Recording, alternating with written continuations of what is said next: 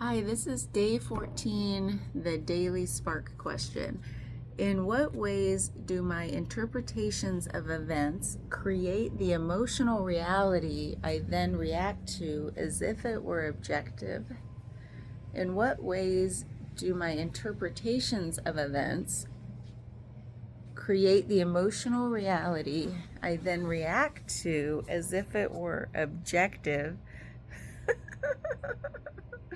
All the time. Uh, where to begin?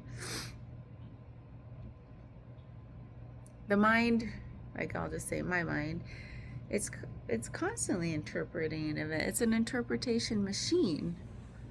Why does the color on this look weird today? Am I still red from the gym? I feel really red. I'm a little hot.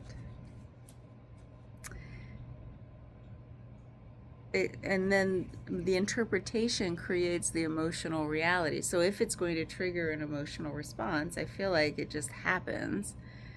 And then I react to the emotional response as if it were objective, meaning there's some objective truth about it, which validates my reaction to it, and maybe doesn't then trigger a self inquiry into why do I feel that way? Because the mind is naturally going, well, of course you feel that way. It's an objective reality sort of way to feel about it. So there's no reason to question it. So that's where my mind takes me with this question is how, and I've seen it shown up all through my life in a million different ways. The like when I am triggered and have an emotional response to something, it feels like my instant go-to would be to like self-validate it. Like it's, of course you're justified to feel that way. Um, because it's how anyone would feel in this situation. Okay, yeah, I am hot. I'm having a hot flash. So I must have pushed start right as it one was coming on because you're how many hot flashes have you seen me have? Too many. Sorry. Sorry, I can't help it. So that's kind of it makes me think about the it's kind of cool to think about this and slowing down the process to think about each individual step of um, the interpretation of an event. So, like, let's say, I don't know, you get cut off in traffic, or let's say you're at a four-way stop and you were clearly there first. You stopped first. There was no question about it, as like there was no eking. Okay, who stopped for? No, it was very clear. So let's just say that. And yet, the person to your right who stopped well after you decides to go before you. So let's just say that kind of frustrating example. It can be frustrating.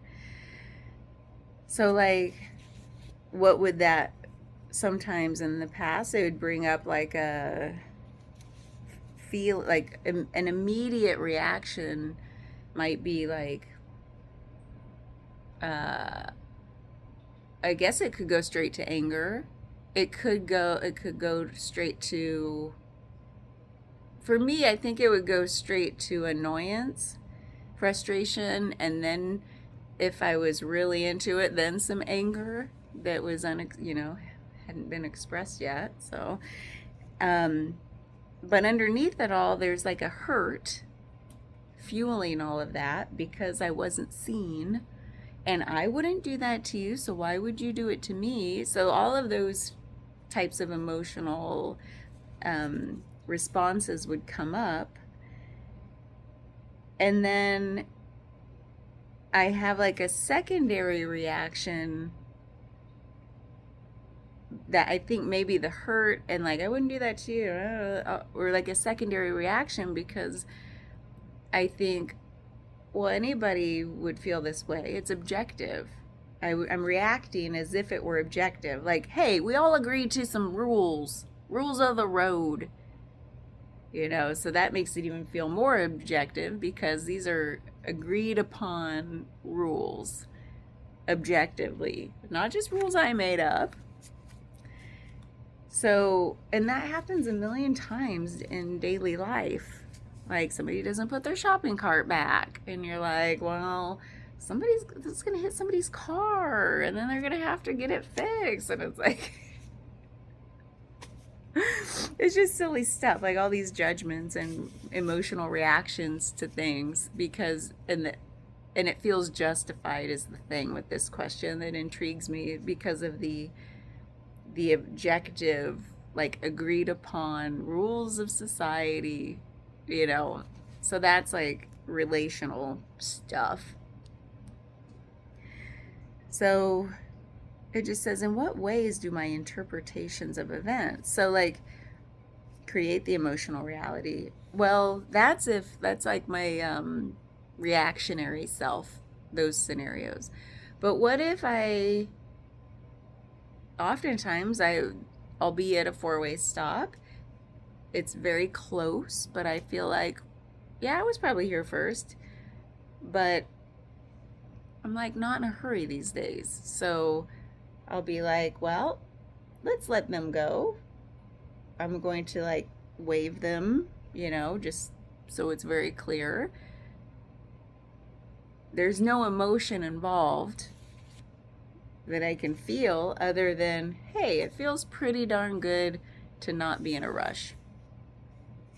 It also, I've had this emotional, I think there is sometimes more subtle emotions tied to like not the big triggery ones, but like subtle emotions, like it feels pretty good to be generous. And then that sends, sometimes that's, if I inquire into that, then that can lead into more shadow work and ego trip stuff. But it's like, hey, it feels pretty good to just say, hey, you can have this one. And if I leave it at that, that's great. But if then it's like, I feel pretty good about myself, then it's like, okay, something different.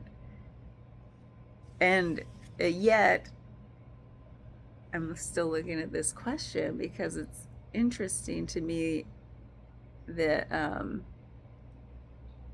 in what ways do my interpretations of events, so yeah, it's like it's the first step, that mind's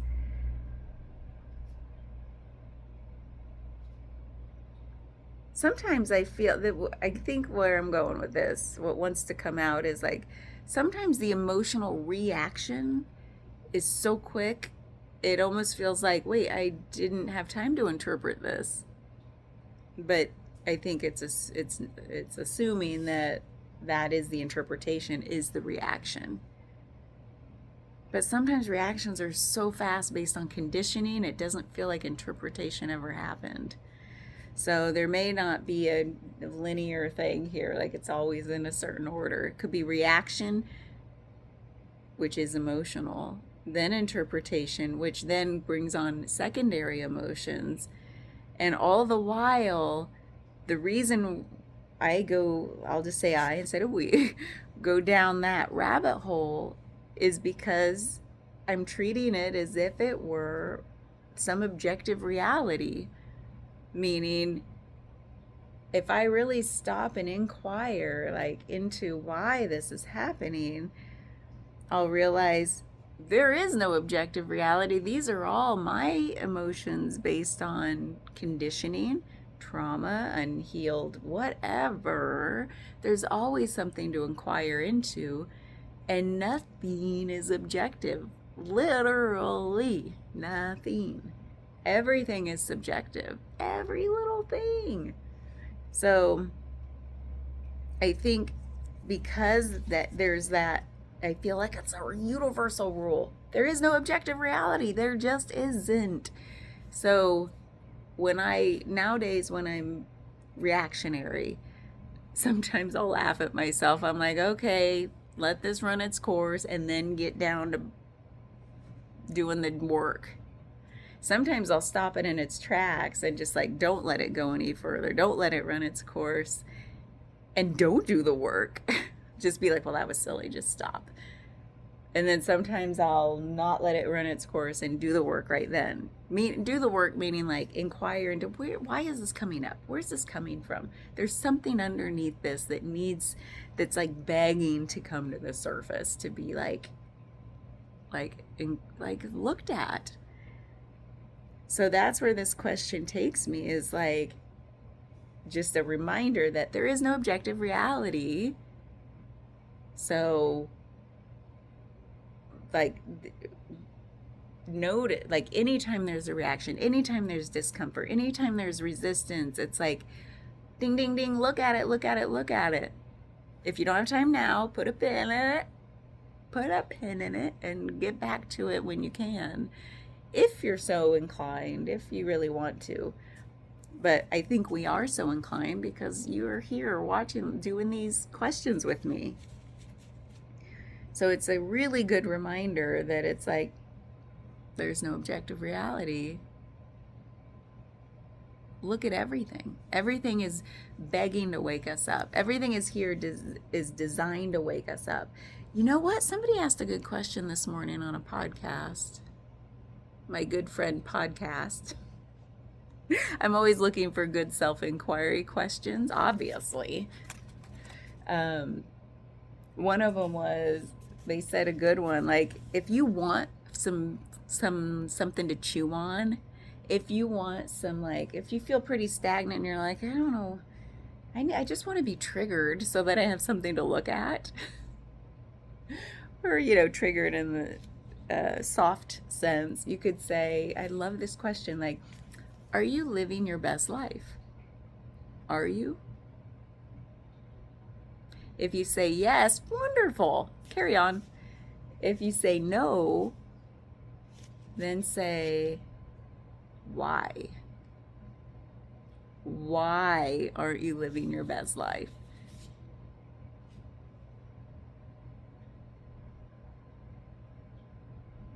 And really just spend some time with it. There's no one out there preventing us from living our best life. It's all in here. What is getting in the way of me living my best life? Do I feel like it has to take a while? Or, like, what is it that says it can't be right now? What is it that says, oh, well, I need to do XYZ first, or this amount of time has to lapse, or all these conditions have to be here before I can live my best life? I think it's an excellent question, and I think it cuts deep. It can. And so I want to spend some time with it. So that's question part B. Just because it came up today and I was like, oh yeah, we're going to do it. I've thought about it in the past, but the way it was said today, it hit different, and I wanted to hit me different, and I wanted to spend some time with it. And it reminds me that I think it ties to this in the way that it's like there is no objective reality. Everything's there to wake us up, to look at it. And one of the biggest, the question that seems to cut right at it is like, why aren't you living your best life? If you said no to that question, are you living your best life? Why not? Who's stopping you? And then the answer is going to always be, well, obviously me. Why? In what ways? And why? In what ways and why? In what ways and why? Okay, so that's what I'm going to do today.